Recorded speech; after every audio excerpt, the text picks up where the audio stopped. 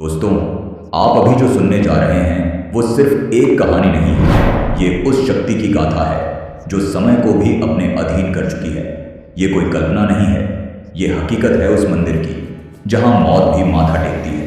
नाम है महाकाल। अकाल मृत्यु को मरे जो काम करे चांडाल का, काल भी उसका क्या करे जो भक्त हो महाकाल का। कालों के काल महाकाल की महिमा अद्भुत है।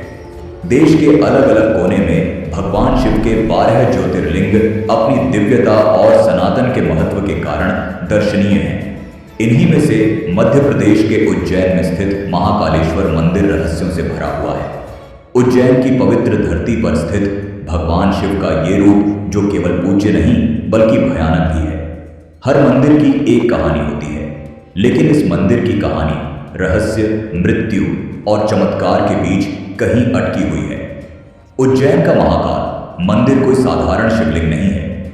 ये भारत के 12 ज्योतिर्लिंगों में से एक है, लेकिन इसका महत्व बाकी सभी से अलग है क्योंकि यहां विराजमान हैं कालों के भी काल महाकाल। कहते हैं जो इंसान महाकाल का नाम एक बार भी सच्चे मन से ले लेता है उसके जीवन से डर और मृत्यु खुद पीछे हट जाते हैं। लेकिन क्या यह सिर्फ आस्था है या इसके पीछे छुपे हैं कुछ ऐसे रहस्य जिन पर विज्ञान भी खामोश है?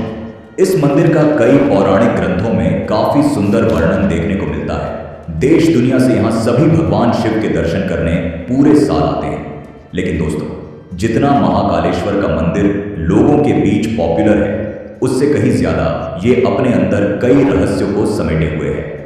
तो सवाल ये उठता है कि वो कौन सी वजह थी जिसके कारण इस मंदिर में भस्म आरती इंसान की देह की राख से की जाती थी? और क्या आज भी यहाँ पर इंसान की देह की राख से ही भस्म आरती की जाती है? क्या सच में यहाँ काल भी प्रवेश से पहले अनुमति मांगता है? क्यों कहते हैं कि यहाँ की आरती देखने मात्र से इंसान की आने वाली विपत्तियां टल जाती हैं? और वो कौन सी अनदेखी शक्ति है जो इस मंदिर से बाहर निकलते ही अदृश्य हो जाती है? इतिहासकार कहते हैं यह केवल पौराणिक मान्यता है, लेकिन साधु संत कहते हैं जिसने महाकाल को देखा नहीं उसने मृत्यु को कभी समझा ही नहीं। कहीं ये मंदिर समय के नियमों को मोड़ने वाला कोई द्वार तो नहीं, या फिर ये है एक ऐसा स्थान जहां आत्माएं चैन की तलाश में आती हैं? और सबसे बड़ा सवाल, क्यों इस मंदिर के कोतवाल काल भैरव को शराब चढ़ाई जाती है? और आश्चर्यचकित कर देने वाली बात तो ये है कि यहाँ पर चढ़ाई गई सैकड़ों हजारों लीटर शराब आखिर कहाँ पर गायब हो जाती है?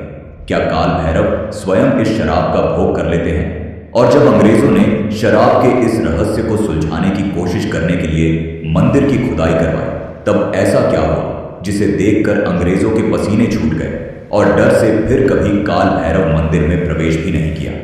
इतिहास में ऐसी कौन सी घटनाएं घटी हैं जिसकी वजह से उज्जैन में कोई भी मंत्री या प्रधानमंत्री रात नहीं ठहरता और मध्य प्रदेश के मुख्यमंत्री मोहन यादव ने इस परंपरा को किस तरह से तोड़ा और उन्हें कुछ क्यों नहीं हुआ? आखिर क्यों इस मंदिर के सामने से बारात को नहीं गुजारा जाता है? क्यों भक्तों को अलग अलग रूप में दर्शन देते हैं महाकाल? मंदिर के विस्तारीकरण के दौरान पुरातत्व विभाग को मिले नरकंकालों के पीछे आखिर कौन सा रहस्य छिपा है? इन तमाम सवालों के जवाब आपको आज की इस वीडियो में जानने को मिलने वाले हैं, इसलिए आज की ये वीडियो काफी इंटरेस्टिंग होने वाली है। तो इस वीडियो को आप शुरू से लेकर अंत तक पूरा देखें। तो चलिए महाकाल का नाम लेकर वीडियो की शुरुआत करते हैं। दोस्तों, महाकालेश्वर मंदिर के रहस्य को जानने से पहले हम ये मंदिर किस तरह से बना था और इस मंदिर का इतिहास क्या है इसके बारे में जानेंगे। दोस्तों, शिव पुराण की कथा के अनुसार बहुत समय पहले उज्जैन नगरी, जिसे अवंतिकापुरी के नाम से जाना जाता था, यहाँ पर चंद्रसेन नामक एक प्रतापी राजा राज करते थे। वे पराक्रमी तो थे ही, लेकिन उनकी सबसे बड़ी पहचान थी भगवान शिव का अनन्य भक्त होना। उनके राजमहल में एक अलौकिक शांति का माहौल था। उनका महल सुबह शाम भगवान शिव की आराधना, रुद्राभिषेक और मंत्रोच्चारण से गूंजता रहता था। राजा की मित्रता शिव के परमगण मणिभद्र से थी। मणिभद्र, जो स्वयं कैलाशवासी थे, एक बार जब उज्जैनी आए तो उन्होंने चंद्रसेन को एक अनोखी चिंतामणि भेंट की। यह कोई साधारण रत्न नहीं था। इसे धारण करने वाले के पास अपार ऐश्वर्य, यश और विजय स्वयं चले आते थे।